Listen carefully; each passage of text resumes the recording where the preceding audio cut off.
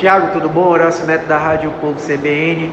Eu quero lhe perguntar, e não sendo oportunista com o resultado, mas sim pelo que eu vi do Vina em campo, se realmente foi uma boa escolha de jogar com o Vina, não estando 100%. Não estou falando nem que ele fez uma má partida, mas quem viu aqui do estádio percebeu que ele se poupou em muitas corridas, que ele não conseguiu chegar inteiro em algumas jogadas, porque evidentemente não está 100%. Eu queria a sua avaliação e se realmente, na sua concepção, a escolha do Vina titular foi e jogar os 90 minutos foi correta.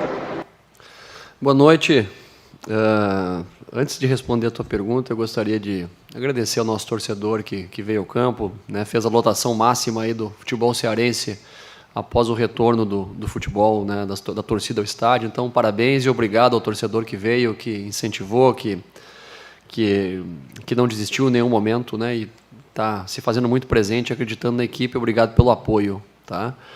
Sobre a sua consideração, eu respeitosamente, né, discordo, né, primeiro porque você não é médico, segundo porque tu não faz parte da comissão técnica, terceiro que você deve ter um olhar clínico muito preparado para avaliar que o Vina se poupou em algum lance, né? A gente não é irresponsável, a gente coloca o atleta sempre em condições a jogar.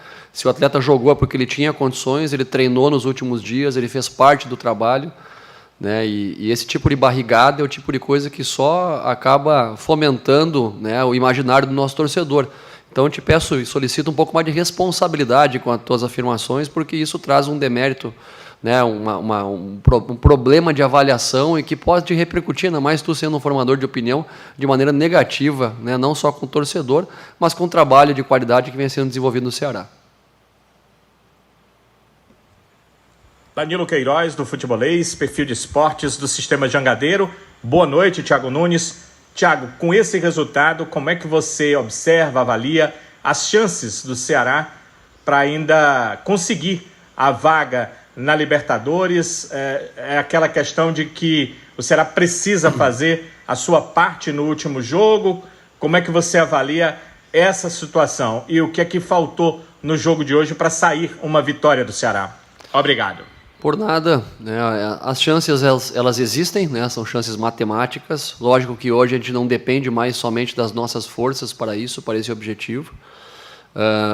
É importante, né, no meu ponto de vista, a gente enaltecer que hoje já estamos uma vez mais classificados para a Sul-Americana, né? Uma competição que é importante também no cenário internacional. O Ceará, o segundo ano seguido aí, né, classificado nessa competição.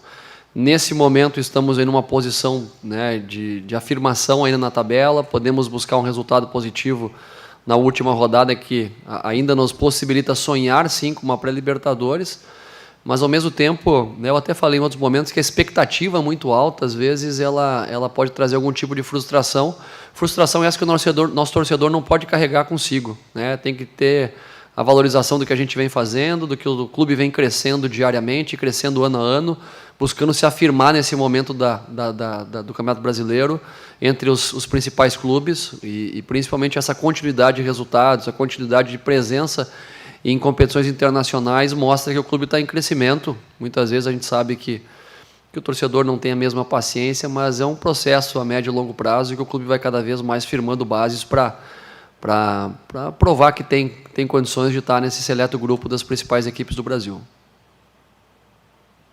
Novamente, Danilo Queiroz, do Futebolês, perfil de esportes do Sistema Jangadeiro. Thiago Nunes, o Ceará enfrenta na sua última partida nesse Campeonato Brasileiro o Palmeiras na quinta-feira.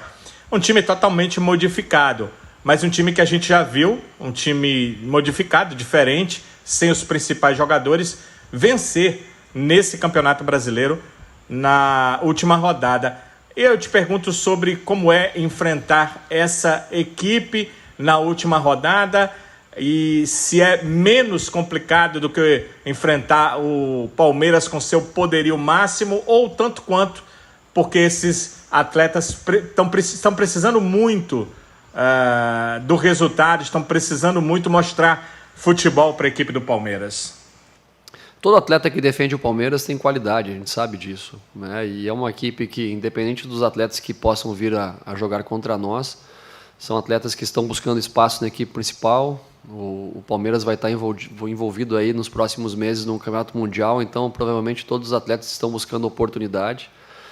E a gente tem que ter muito respeito, entender isso, né? Não existe futebol vencido na véspera, futebol se vence dentro do campo.